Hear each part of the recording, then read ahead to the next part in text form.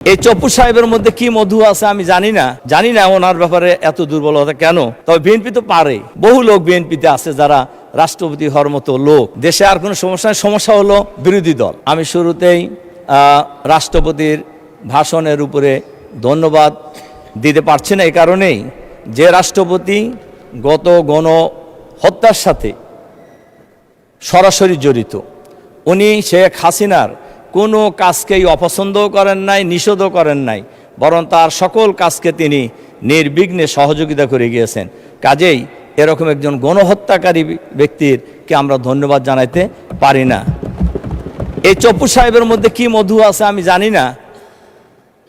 সাবেক প্রধানমন্ত্রী বিরোধী দলীয় নেত্রী বিরুদ্ধে যে মামলা হয়েছিল, যেটা শেখ হাসিনা পদত্যাগের আগ পর্যন্ত বলে গেছেন এতিমের টাকার কথা, এই মামলার তদন্ত কমিশনার ছিলেন হলো চপ্পু সাহেব, তখন দুর্নীতি দমন কমিশনের।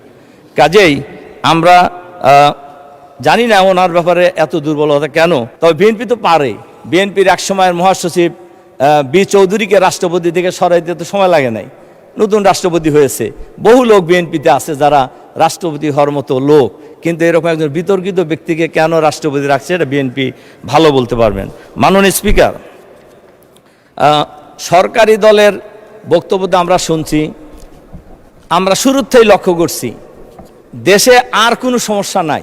সরকারি দলের লোকদের বক্তব্য শুনলে মনে হয় দেশে আর কোনো সমস্যা নাই, সমস্যা হলো বিরোধী দল। এবং উঠার পর থেকেই দেখি বিরোধী দলের ব্যাপারে, বিরোধী দলের বিরুদ্ধে বিভিন্ন কথা বলা হচ্ছে। আমাদের নেতা আজহারুল ইসলাম সাহেব আগে বলে গেছেন 91 সালে বিএনপি যখন সরকার গঠন করতে পারছিলেন না, সরকার গঠন করার মতো আসন পাননি, তখন জামাত নিঃস্বার্থভাবে বিএনপিকে সরকার গঠনের সমর্থন দিয়েছে।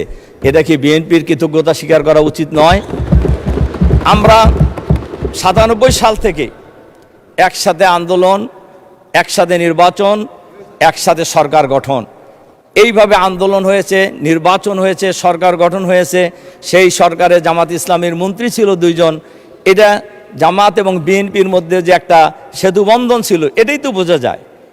কিন্তু এরপর থেকে জুলাই বিপ্লব, জুলাই গণঅভ্যুত্থান পর্যন্ত আমরা তো প্রায় একসাথেই ছিলাম। তখন তো কেউ সমস্যার কথা বলেন নাই। এবং বলা যায়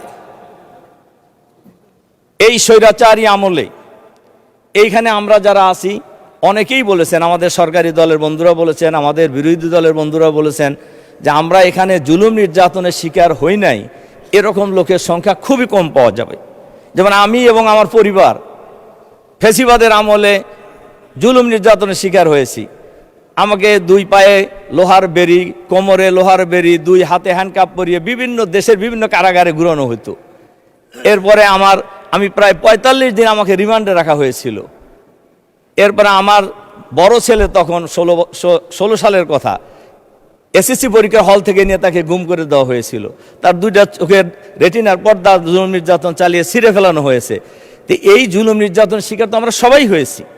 কিন্তু এত তাড়াতাড়ি এই নির্বাচনের পরেই আমরা জামাত এত খারাপ হয়ে গেলাম যে এখন বাংলাদেশে কোনো জিনিসপত্রের ঊর্ধ্বগতির কোনো কথা নাই, তেলের দাম বৃদ্ধি পাচ্ছে এ ব্যাপারে কোনো বক্তব্য নাই, আইন শৃঙ্খলা পরিস্থিতির মারাত্মক অবনতি হয়েছে সারা দেশে, এ ব্যাপারে সরকারি দলের কোনো বক্তব্য নাই। বক্তব্য হলো জামাত ইসলামী।